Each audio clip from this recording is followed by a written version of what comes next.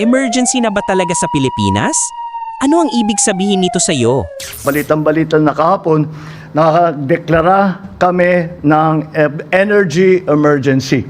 Inanunsyo ni Ferdinand Marcos Jr. ang National Energy Emergency dahil sa lumalalang tensyon sa Middle East. Pero ano nga ba ang emergency powers? Ito ang kakayahan ng gobyerno na gumamit ng espesyal na kapangyarihan kapag may krisis, tulad ng economic crisis, digmaan o kalamidad.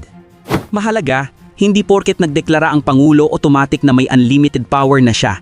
Kailangan pa rin itang nakabase sa batas at may papel pa rin ng Kongreso. Layunin nito, protektahan ang supply ng kuryente at maiwasan ang mas matinding pagtaas ng presyo ng fuel. Pero sapat ba to para maprotektahan ng Pilipino? O may mas malalim pang epekto? Ano sa palagay nyo?